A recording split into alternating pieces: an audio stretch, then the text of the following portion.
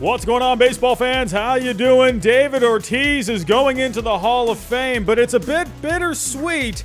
Barry Bonds, Roger Clemens have been left out of the Hall. We're going to talk all about it tonight. We're going to talk some MLB Lockout tonight. There could be some progress, and maybe we're actually somehow, some way going to be seeing an end to this lockout. Maybe rather soon. We'll have to wait and see. Could maybe Seiya Suzuki be going to the Boston Red Sox when this lockout is over? We're going to talk all about it tonight. Let's get to it.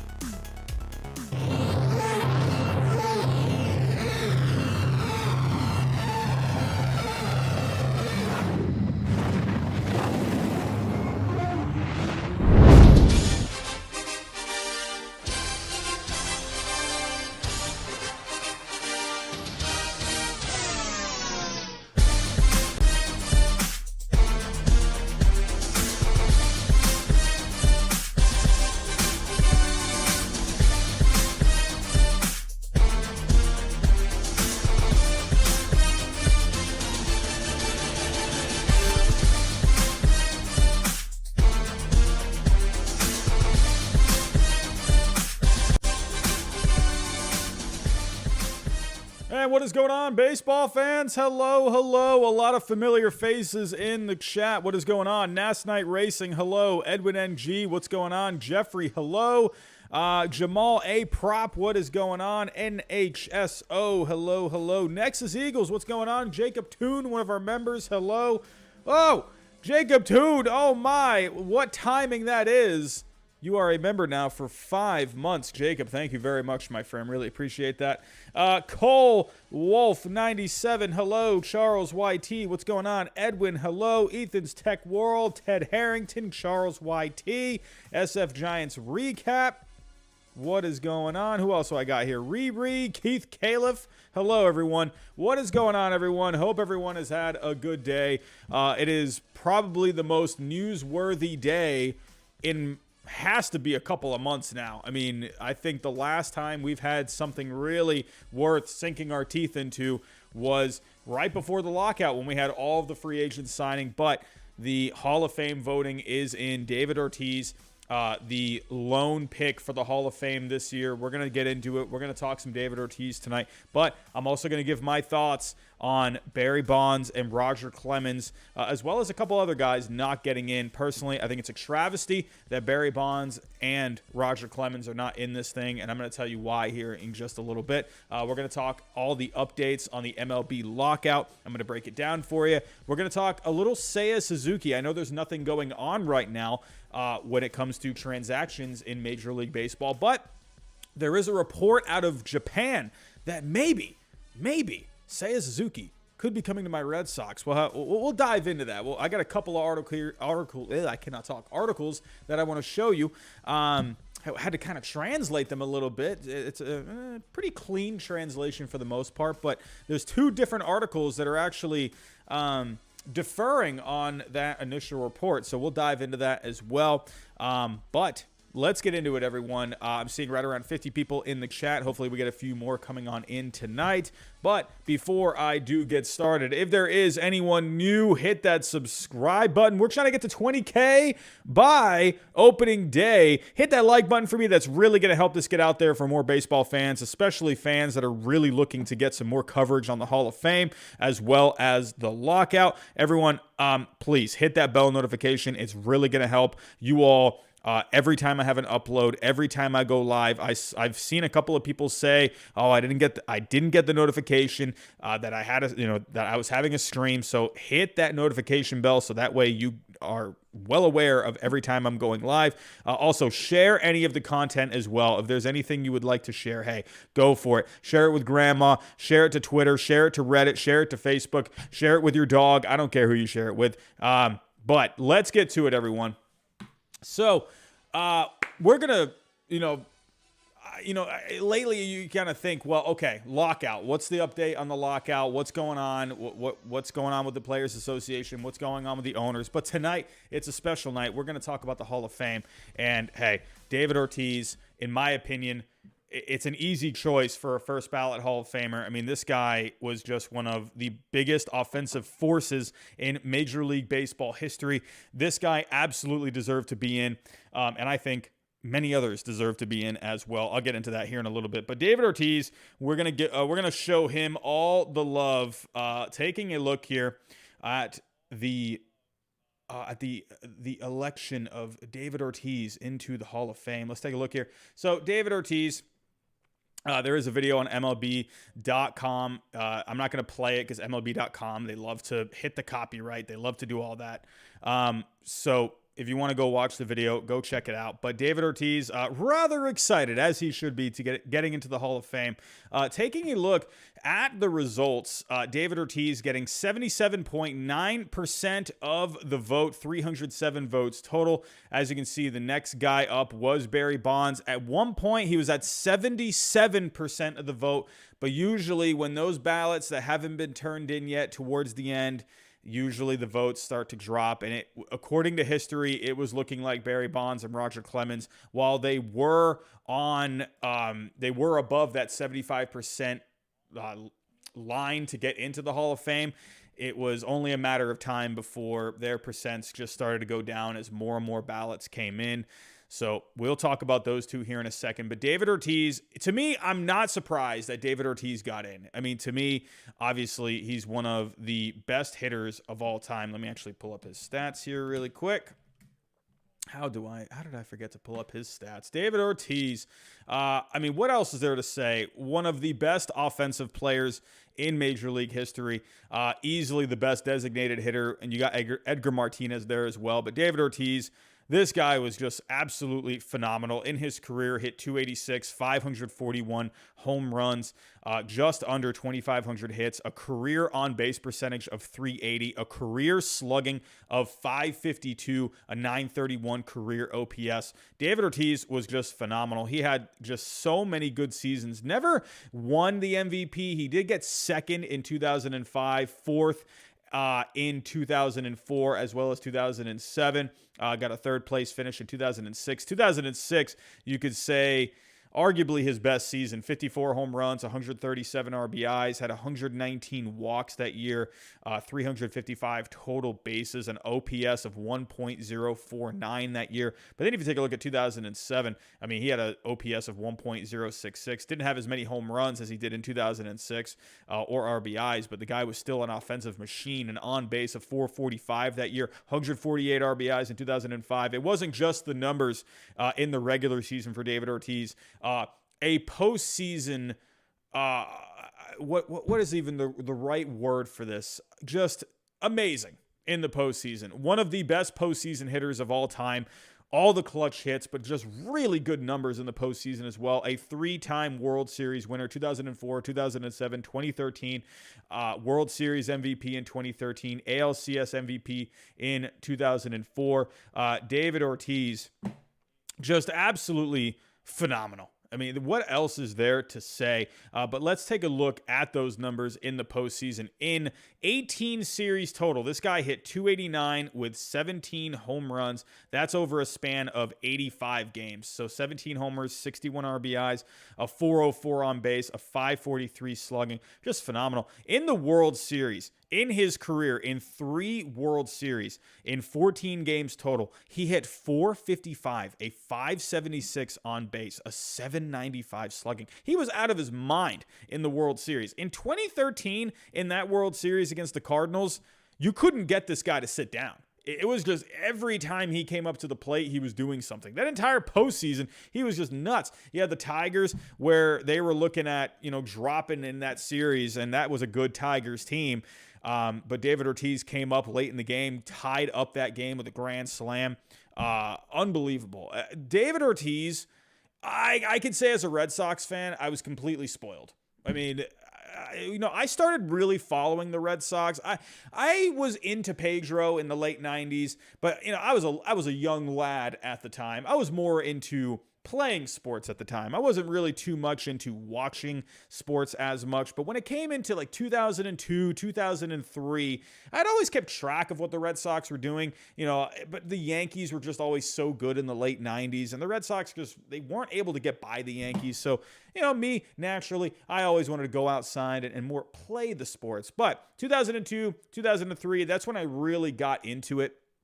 And 2003, when the Red Sox that year, they were down 2-0 to the Oakland A's in the division round, and they came back and won that series. I was just officially hooked. When Trot Nixon hit that walk-off in Game 3 at Fenway Park, I was just instantly hooked, and I was just watching game after game after game after game.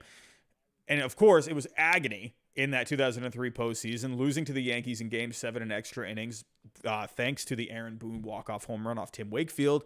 But 2004... just an absolute treat. An absolute treat. Whoa! We got a super chat coming in from Ted Harrington. Wait a minute. What is this? Hold on. I didn't see the Ted Harrington one. Did that pop up? I'm so sorry. Ted Harrington. Your super chat. It didn't pop up on the screen. JM1231 with a $2 super chat. Edgar and Poppy are in their own tier as DH is absolutely. I mean, those. I don't know if anyone's ever going to get close to those two. JM, thank you so much for that.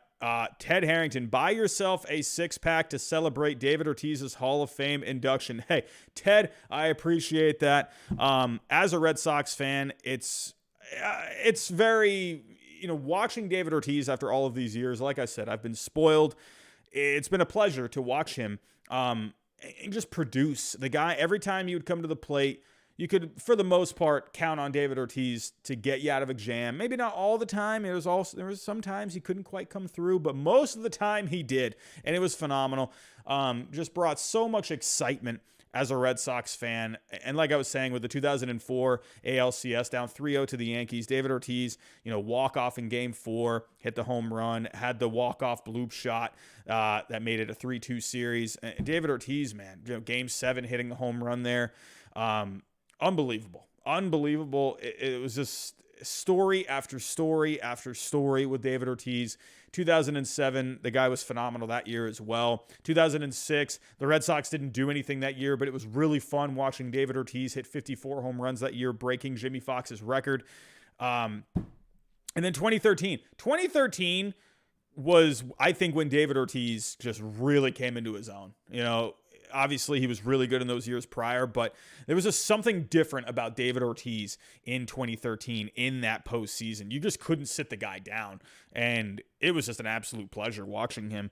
David Ortiz, to me, at the end of the day, I think he deserved to get into the Hall of Fame. I wasn't sure if he was going to get it on his first ballot, but to me, the relationship. Also, Hawk's Eye View just became a member earlier. Hawk's Eye View, thank you so much. I appreciate you for becoming a member. Yankees 286, what is going on? It's now certain that Helton and Roland will be in the Hall of Fame. I think it's just a matter of time. Yankees 286, thank you so much for that. I appreciate you. But yeah, with David Ortiz, to me, I wasn't sure, months ago if he was going to get in on the first ballot. Just because he is a designated hitter. Yeah, I wasn't quite sure what was going to happen there, but to me, I thought he absolutely should be in the Hall of Fame. So it's like, you might as well just get it done now. Get it done on the first ballot because the guy deserved to get in. First ballot Hall of Famer. You got to love it. David Ortiz, I know you're absolutely not watching this. If you are watching this, that would be wonderful. But David Ortiz, congratulations. Well-deserved. Unbelievable career. And this is just the cherry on top. Seeing David Ortiz, the man that myself and Red Sox Nation, as well as just baseball fans all across the land, seeing all these years of David Ortiz getting in to the Hall of Fame after all of this, it's just amazing to me. It's a cherry on top. It's a cherry on top. David Ortiz, Hall of Famer. But when it comes to the positives, there's going to be some negatives. And you know what? As much as I love David Ortiz, I love that he got in. To me, in my personal opinion, I know not everyone's going to agree, and that's okay. I'm always up for conversation. I'm always up for, finding a middle ground. I'm always up for, talking it out. To me personally, I think Barry Bonds should have gotten in. and I think Roger Clemens should have gotten in. Why? Well, I mean, let's just, be point blank here. Barry Bonds, in my opinion, he's a top 3 player of all time. Barry Bonds, you could argue, is the greatest player of all time. Roger Clemens, you can argue, is the greatest pitcher of all time. Scott Rowland, I think, is someone that I maybe not his first ballot, but I think you could have made an argument for Scott Rowland to get in. I think he'll get in eventually. To me, I think personally, it's an absolute travesty that Barry Bonds, Roger Clemens are not in this. David Ortiz, as much as I love David Ortiz, I love him. I will always love Big Papi. At the end of the day, his name came up on a report. Back years ago, it got out that David Ortiz tested positive. Didn't know what he took. That was all you knew. You knew he was on a list and he came up on a list of players that he tested positive for something. He's in the same boat as Barry Bonds. Barry Bonds, yes, he said he was using the clear years ago. He said he was using the clear, but he wasn't using it to, believe Barry Bonds or whatever, you can only go with what you have. You can only go with what Barry Bonds has said. They were never able to prove that he knowingly took steroids. He said he was taking the clear, didn't realize it was performance enhancing drugs. I'm not saying I believe Barry Bonds. But at the end of the day, you don't know what he did. You don't know if he knowingly took steroids. That is point blank. That's a fact. You can't say otherwise. You can have your opinion. You can have your feelings at the end of the day. But there is no proving that Barry Bonds knowingly took steroids. You can't prove it. Sorry, it's not out there. Roger Clemens as well. Roger Clemens denied that he took anything. Yes, they came up on reports. Barry Bonds, yes, he said he did take something, but he didn't realize it was a PED. At the end of the day, Barry Bonds, Roger Clemens, they're in the same boat as David Ortiz. David Ortiz came up. Luckily for David Ortiz, to me personally, I think David Ortiz, yes, he absolutely should get in. It's going to, at the end of the day, though, with David Ortiz, what is different with David Ortiz is that the media, the fans, they love him. They love David Ortiz, especially people in the media. David Ortiz is in the media now. He is one of their own. He absolutely had the backing of the baseball writers out there. Unfortunately, Barry Bonds does not. And I can understand that. I can understand why Barry Bonds doesn't get the support. He doesn't get the backing of a lot of those writers. Obviously, we could see 10 years on the ballot. This is as close as he got. Roger Clemens, they weren't endearing to the baseball writers. Barry Bonds, he had a lot of issues, not just the PEDs, but there were a lot of reports on, domestic abuse and stuff like that, not being a good teammate, being kind of a pain to, work with on teams, whether he was with the Pirates, whether he was with the Giants. There's a clip out there with Barry Bonds and Jim Leyland just chewing into him at spring training. Barry Bonds was not someone who was easy to be with. Barry Bonds, he thought very highly of himself because he thought he was the best. He thought he was the best player out there.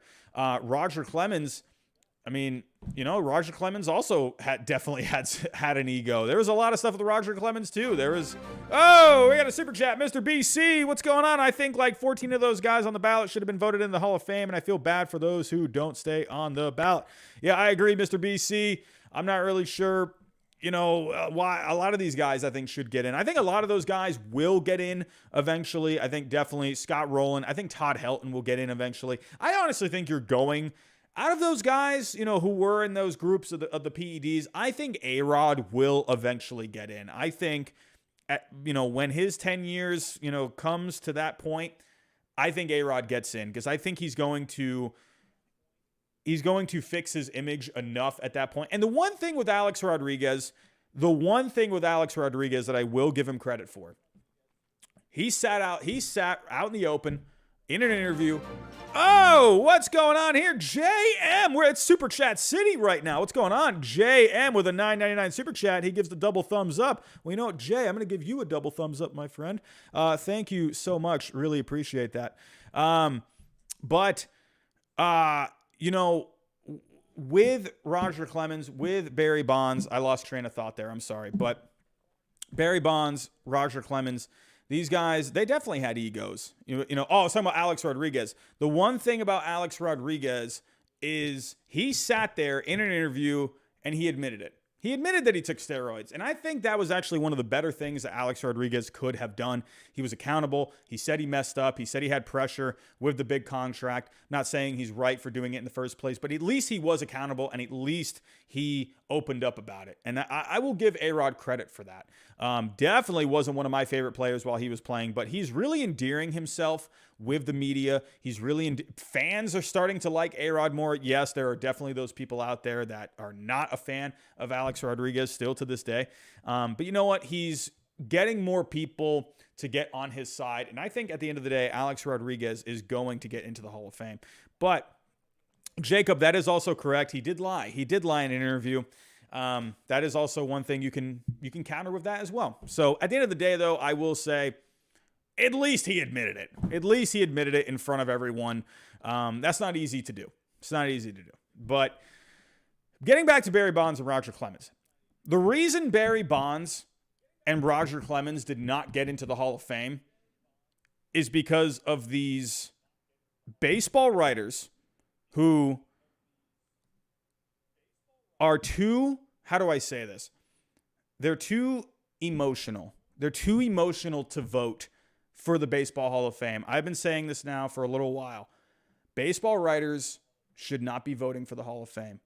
Players should be voting for the Hall of Fame. People that are in the Hall of Fame should be voting for the Hall of Fame. Not these baseball writers. Not these baseball writers that some of them didn't even play a lick of Little League Baseball. They've been sitting there typing on their laptops for years, writing in their notepads for years, typing on their typewriters, however old they are, typing on their computers, typing away, giving their opinions.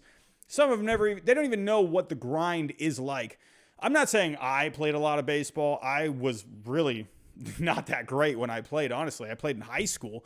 But I know how hard you got to work, and I know what you have to put in to be a successful player. I mean, I don't know that personally, but I know guys that have really gone a long way, and the hours that they have to put in, and the training that they have to put in, and the practice that they have to put in, the late nights, staying up that late, for games or whatever, playing doubleheaders, going out to tournaments and stuff like that in high school, and just making that grind to the minor leagues, grinding through the minor leagues, getting to the major leagues. It's, to me, a lot of these writers, they don't know what that feels like. And you know what? I'm going to say this. Barry Bonds, Roger Clemens, yeah, say what you will about their cheating. I'm going to tell you this right now. Whatever, you don't have to agree with me if you don't want to. But don't even tell me that a lot of these guys back in the late 90s, they weren't drinking the Kool-Aid back then too. Absolutely, these guys were taking those needles. Ted Harrington with a $15 super chat. Holy cow, super chat city. How did AJ Pierzynski get 2 votes and Jonathan Papelbon get 5? I wonder if Papelbon ever gets in. I love Papelbon, man. AJ Pierzynski, yeah, I don't know, man. Ted Harrington. AJ Pierzynski, I think he was a really solid player. I don't know. To me, probably maybe a couple of those writers were, maybe some friends or whatever. Papelbon, I actually think maybe down the road. I don't think Papelbon will probably ever get in, but Papelbon was really good. I'd put Papelbon in the Hall of Great, honestly. JM1231, I see your super chat. It's about to come in. I think it's about getting as many perspectives in the room as possible. Players, media, executives all have their own insights and should have a voice. JM, I agree. At the end of the day, though, my personal opinion is just the best players of all time are the ones that get into the Hall. And to me, those are the guys, the guys that were alongside them, going to war with these guys in games. They're the ones that know what it takes. And you know what? To me, that really takes the bias out of it. Maybe some of these players, yeah, they'll have bias, maybe for, teammates or whatever. I can understand that, where maybe, they don't want that involved. But to me, I think these players, they know, yes, maybe some players had some stuff off the field. Maybe they had issues going on off of the field. But these players know how good these other guys are. Like, everyone in Major League Baseball, all of the players, I guarantee you if the players voted, Barry Bonds would be almost unanimous. I think that. I really do. I think at the end of the day, it was an era. It was a certain time. Guys were sticking those needles in those butt cheeks, and they were just going to town. I'll tell you that right now. A lot of them didn't get caught. I guarantee you a lot of them just didn't get caught.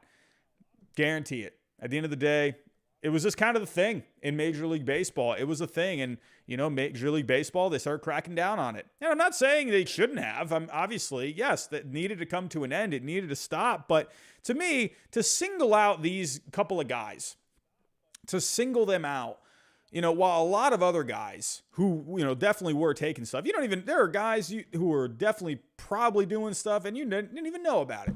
So, I don't know. To me, it was just that era. But really, my main argument here is David Ortiz came up on a report. You didn't know what he took. You didn't know what happened with that. You had no other details other than the fact that he came up on a report. Barry Bonds came up on a report. Roger Clemens came up on a report. All three of them are in the same boat. If David Ortiz gets into the Hall of Fame, the greatest hitter of all time, Barry Bonds, should be getting into the Hall of Fame.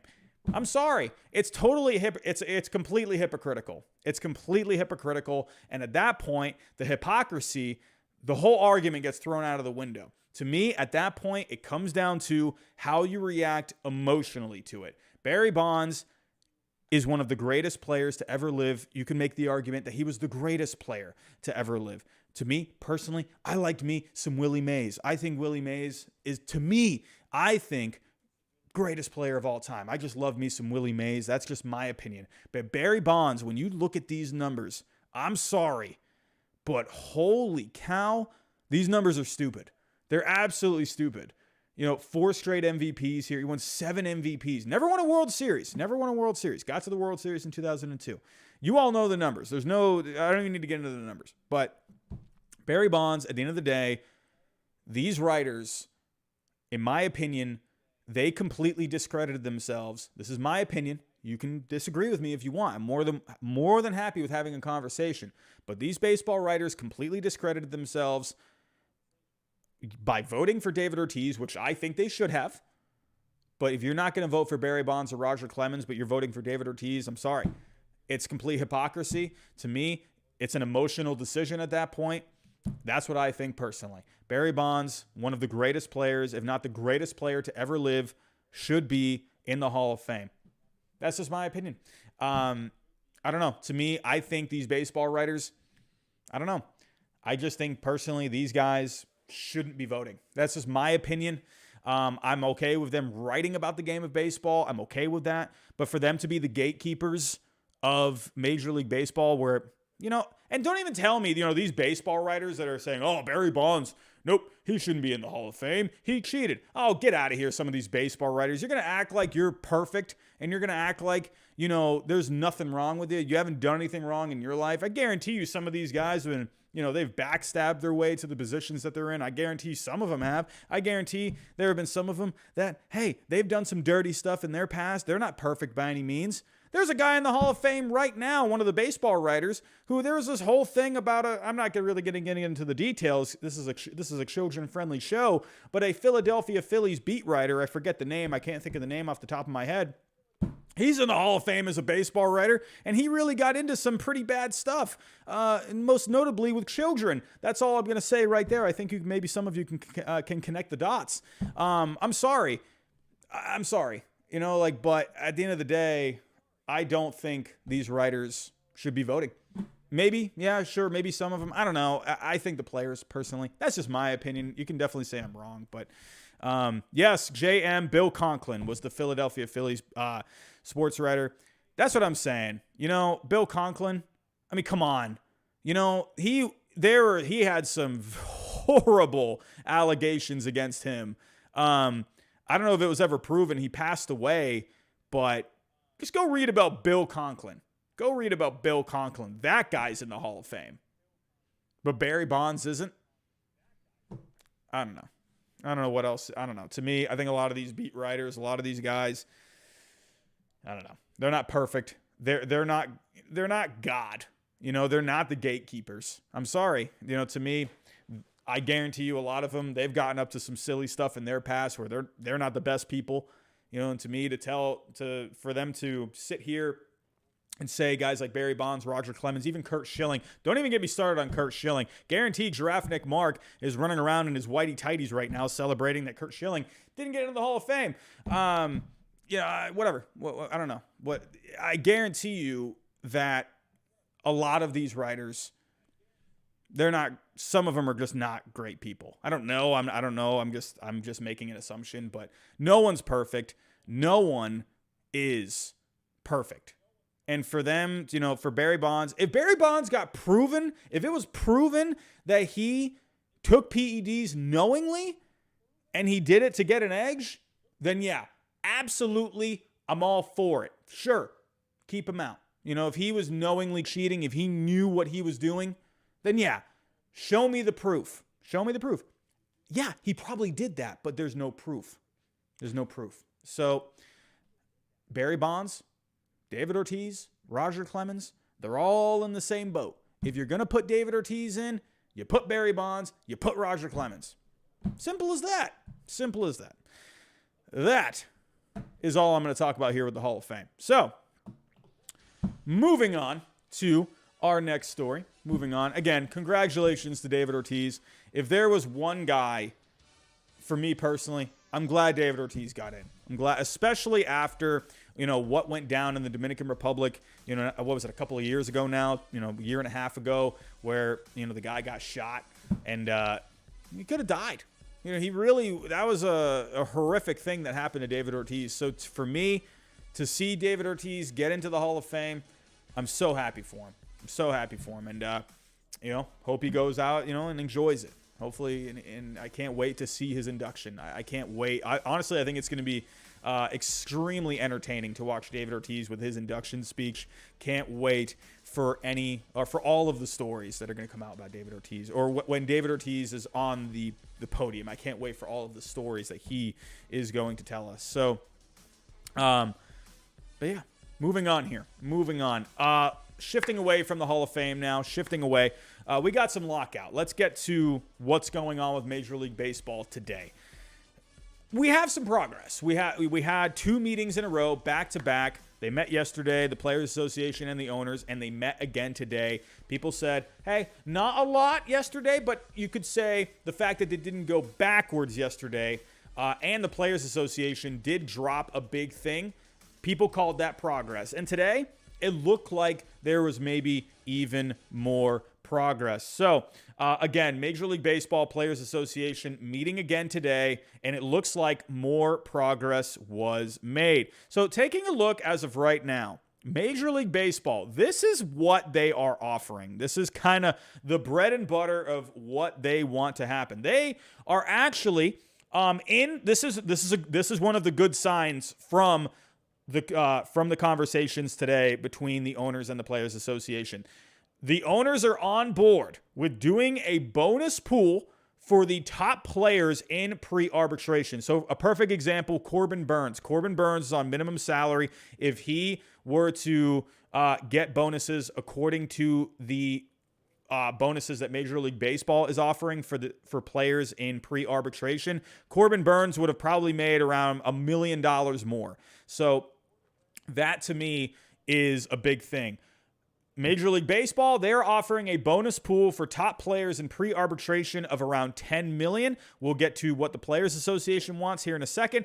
They are offering a minimum salary of $615,000 in 2021. $575,000 was the minimum salary. They're offering no changes to the arbitration system itself. It looked like they were looking to maybe make some changes, but they dropped that. They want a 14-team postseason, and they want a draft lottery for the top 3 picks. As for the Major League Baseball Players Association, Mr. Tony Clark, he's defending the players. They want a bonus pool as well, and the fact that the Players Association, they no longer want the free agency of 6 years being brought down to 5 years, the fact that they dropped that demand, that was a big thing from yesterday. The fact that the Players Association was willing to give up something, that was big. So Major League Baseball, the Players Association, they no longer are really demanding the fact that players have to play 6 years to get to free agency. They wanted it to be 5 years, according to the reports, but they're okay with keeping it at 6. However, Major League Baseball and the Players Association today, they are both on board with a bonus pool for pre-arbitration players. That is one of the big things that the Players Association wants for their players. They want these young players who are doing really well. Corbin Burnes is a perfect example where Corbin Burnes just won the Cy Young and he's making a minimum salary. He did not really get compensated at all for how good of a year he had. However, the difference is the Players Association, they want a bonus pool of $105 million, while Major League Baseball is only offering 15. No surprise there to see such a big gap. You are going to see big gaps in negotiations. I think eventually they meet in the middle. I could see anywhere 50 million, right around that range. I think you could end up seeing something like that. Maybe 50 million, maybe 40, something like that. They want a minimum salary of $775,000. Major League Baseball, like I just showed you, is offering $615,000. They want a they were actually wanting a $100 million decrease in revenue sharing for small market teams. They were thinking here, and I kind of don't really understand this one too much because to me, I don't see why you would want small market teams to get less money. I don't know. I feel like that would encourage more spending. I would have to look more into that. But they decreased that from $100 million to $30 million. So I guess the Players Association, they want these small market teams to. They want for them to, I guess, work harder. I guess they want them to get less money so they're not relying so much on, I don't know. Honestly, I'd have to read more into that, but that is one of the things that the Players Association wants. They want the luxury tax line to be at $245 million. As of right now, you're looking at it at around $210 million. So Major League Baseball, they're offering a gradual increase from year to year. Why does the Players Association want a higher luxury tax line? The reason is because they want these teams to be more flexible when it comes to spending money. A lot of the times, a lot of these teams, they want to stay under the luxury tax line because they don't want to get hit with penalties. So a lot of players, they tend to not really get these contracts out there. I wonder if that does change. I feel like that would change a little bit. It would help the players out getting more contracts. Either way, the players, they want these teams to have more flexibility when it comes to spending money without getting hit with penalties. So that way players can, in the end, make more money. JM, I see you in the chat because what is happening is the money is going to small market owners and they are simply pocketing it. Oh, yeah, okay, that makes sense. So that's probably why the players, they want these small market teams to get less money. Pittsburgh Pirates, perfect example. The Pittsburgh Pirates, well, they're not really doing anything. They don't really want to give out all this money. So I guess maybe the players, they want these owners of these small market teams to kind of feel it a little bit more. So, we'll have to see how that goes. The players, they want a 12-team postseason. They're okay with increasing the postseason to 12 teams. They don't want 14. The reason Major League Baseball wants 14 teams in the postseason is because, well, at the end of the day, they're going to make more money, and that would be more money being shared out to the players. But the players, I think they don't want as many teams in the postseason simply because it feels maybe a little watered down at that point. I'm curious to see where they come to terms with that. And they want the draft lottery. Did I mention that with the Major League Baseball? Let me go back. Oh, yeah, the Major League Baseball, they want the draft lottery for the top 3 picks, while the Players Association, they want it for the top 8 picks. So, again, this kind of has to do with the tanking. You can argue against tanking. You can be in favor of tanking. I mean, hey, it worked out for the Chicago Cubs. The Chicago Cubs, they completely tanked, and they completely rebuilt from the ground up, and the Cubs ended up winning a World Series in 2016. It was a hard road to get there, but eventually they did it. So a lot of these teams, they do build up from the ground up. So the players, they feel like more teams should be involved in a draft lottery. It would be interesting to see. I wonder if maybe it ends up being maybe like the 5 or 6 picks. We'll have to wait. That would be kind of the happy medium. But the fact that the players and the owners, they're on the same page when it comes to a couple of things. That's big to me. I think the fact that they see eye to eye on some things. Now, the details need to get ironed out a little bit. Absolutely. You're looking at big differences when it comes to money. You're looking at big differences in terms of how many teams to be in these draft lotteries. There's differences in terms of revenue sharing. But the fact that they're in the ballpark, on a lot of these issues. And the fact that they're on the same page, I think that's really, really good news when it comes to this lockout. I'm telling you, I think there, a lot of these writers out there, they're saying, I guess there was something where good old Evan Drellich, the Athletic, these are guys where, years ago they said they wanted to take over the newspaper company, or they wanted to take over all these, all these companies like the New York Times and blah, blah, blah. They wanted to be, the big guys, when it comes to sports writing. And then they just ended up selling their company to the New York Times. So, I mean, what can you do? Was it the New York Times? I can't remember. But, they ended up just selling out. They bought them out. So, the Athletic, I don't know what the heck you guys are talking about. But either way, I don't know. The fact that, to me, you came out from the get-go and you said, we want to take over this industry. We want to be the guys when it comes to, the news and sports. And then you just sold yourselves for $500 million. I don't know. What are we doing here, the Athletic? I don't know. Jim Bowden just drives me insane. Evan Drellich kind of drives me insane a little bit too. Evan Drellich, he's a guy that likes to put tweets out there. He likes to kind of tug on your heartstrings a little bit. He likes to get your emotions rolling with some of his tweets. So, he put out a couple of tweets. He does definitely give you some information, absolutely. But there's times where Evan Drellich where he wants you to click on his stuff. He wants you to click on his tweets, and they want you to go to The Athletic, and they want you to subscribe. To me, I don't know. I think I would want to subscribe for something not based off of, reading something that's getting my emotions going. That's just me. What do I know? I don't know anything. I'm just a guy at my desk. That's just me. But Evan Drellich, he was saying today at some point where someone on the owner's side was saying that they are okay with losing games. They're okay with losing regular season games. And one of the owners came out and said, I don't know what that's about.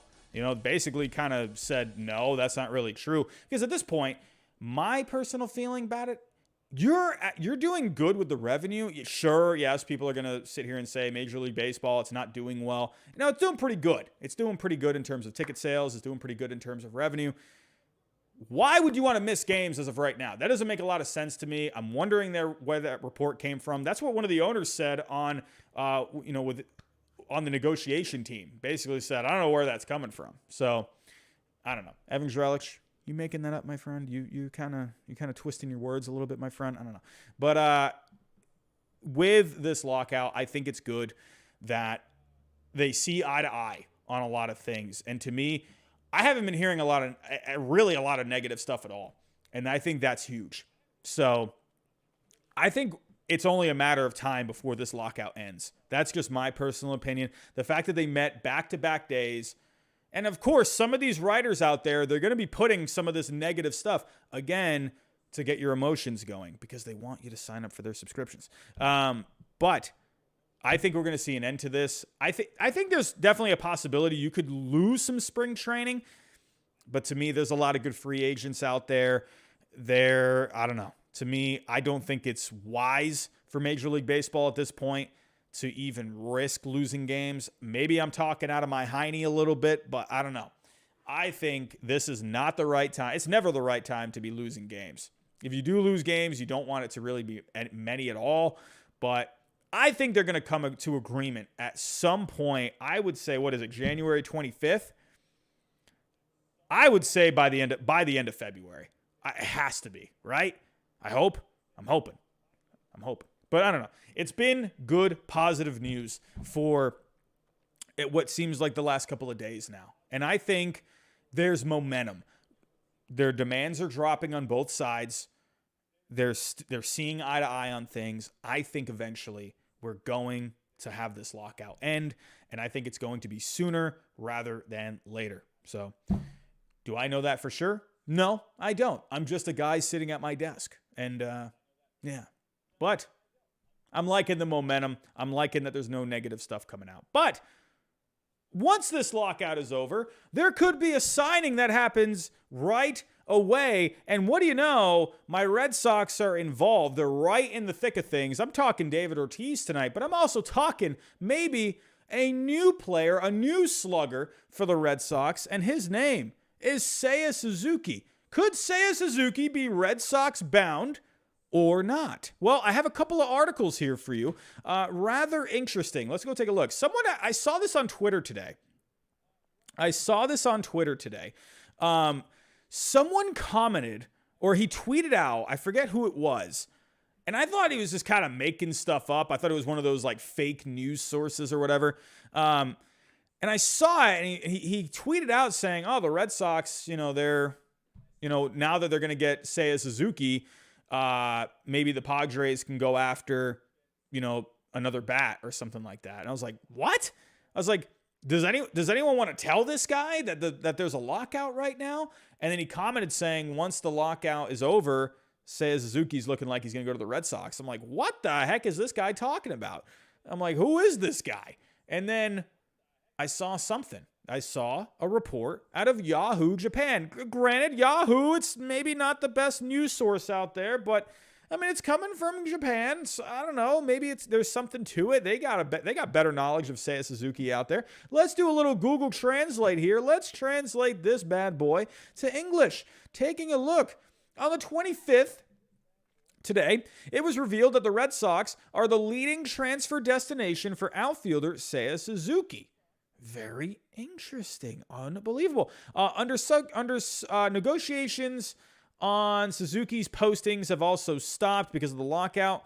Under such circumstances, again, this is not like the cleanest translation, but under such circumstances, it turned out that information such as Suzuki is a Red Sox has been received from multiple major players. The prevailing view is that once the lockout is over, the contract will be reached. For the prestigious Red Sox, Suzuki is something that he really wants. Okay, so then it just kind of gets into how Suzuki is as a player, that he would take over for Hunter Renfroe. To me, it makes a lot of sense. The fact that they went out, they traded Hunter Renfroe, and they got Jackie Bradley Jr. and some prospects back in return. So now everyone's thinking, well, there's probably got to be another move. There's got to be another move here. Because, I mean, Jackie Bradley had a terrible season. I think you can make an argument that maybe Jackie Bradley could be your right fielder, but at this point, it seems like Jackie Bradley is more of a platoon guy at this point, like a fourth outfielder kind of type where he can come in and play, he can come in and pinch hit spots. He can go against righties on some days. But then you're probably thinking, well, if Jackie Bradley is a platoon guy and they got rid of Hunter Renfroe, well, maybe they're going to be looking for another right-handed bat. Maybe Trevor Story is that guy. A right-handed bat. He's a pull guy who'd probably fit pretty well at Fenway Park. The Red Sox, there were reports that they were really intrigued with Trevor Story. That's a guy who can come in. He can play second base. The one thing with Trevor Story is he's pretty much limited to when it comes to the middle infield. He can play short, obviously, but he could also slide over to second base. A lot of scouts think that Trevor Story, because of maybe some arm problems, he has great range, but maybe not the best arm for shortstop, where he would be perfect for second base, and that would be really nice. Xander Bogaerts, Trevor Story, shortstop, second base. But if Trevor Story, let's say he's maybe asking for too much, maybe you go the route of a Seiya Suzuki that's a right-handed bat, basically taking over Hunter Renfroe. And, Seiya Suzuki, you don't know what he's going to end up doing, but the Red Sox scouting department, they are pretty good when it comes to position players. Sure, they've had their misses. They've definitely swung and missed on some guys that they brought in, but the Red Sox do really well with position players for the most part, and I think they probably looked at Seiya Suzuki, they've looked at the tape, they've looked at his at-bats, and they probably think, all right, this is a guy that we can work with here, and this is a huge bat where this guy can hit just missiles over that monster. If you take a look at some of his highlights, some of the balls that he has pulled for home runs, holy cow, give me a Seiya Suzuki home run over the green monster. I will run around like a little schoolgirl screaming because that just sounds absolutely wonderful if you ask me. So Seiya Suzuki, according to this report, it's looking like maybe Seiya Suzuki could be a Red Sox when all is said and done. However, there is another report out here. So let's translate this one. This was Nikon Sports.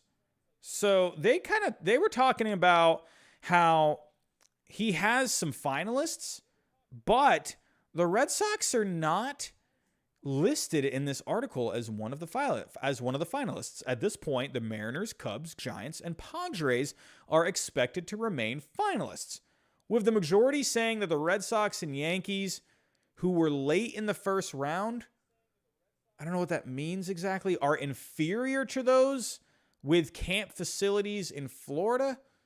I'm so confused with what this is saying exactly, so I'm more focusing on this sentence right here. And the Red Sox are not listed. So I don't know who to believe. Do I believe Yahoo Sports or do I believe Nikon Sports? I got no clue. I don't know. Anyone out in Japan? Can you help me out here? What is the better news source here? Is it going to be Yahoo or Nikon? I need to know, because I would love me some Seiya Suzuki in a Red Sox uniform. Please give it to me. I need it. I need it in my life. I need all of it. I need Seiya Suzuki home runs over the Green Monster, please. But everyone, that is all I have for tonight. We talked the Hall of Fame, David Ortiz getting into the Hall of Fame, Barry Bonds, Roger Clemens. I think they should be in the Hall of Fame. I think it's an absolute travesty that they didn't get in. I think baseball writers, they should be ashamed. I don't think they should vote. That's just my opinion. Get the players voting. That's what I think. I think these baseball writers, they have completely, no.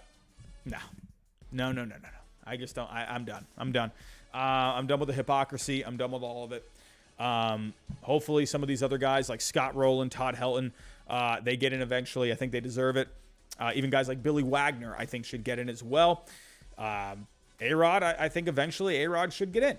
I think he should get in eventually. I think if he keeps endearing himself to the media, keeps endearing himself to the fan base, I think Alex Rodriguez, when all is said and done, when all the smoke is cleared, I think Alex Rodriguez will eventually get into the Hall of Fame. But who knows? Barry Bonds or Roger Clemens didn't get in, but it goes to show if you endear yourself to the people, then maybe you got a shot. Maybe you got a shot. David Ortiz, congratulations. Extremely happy.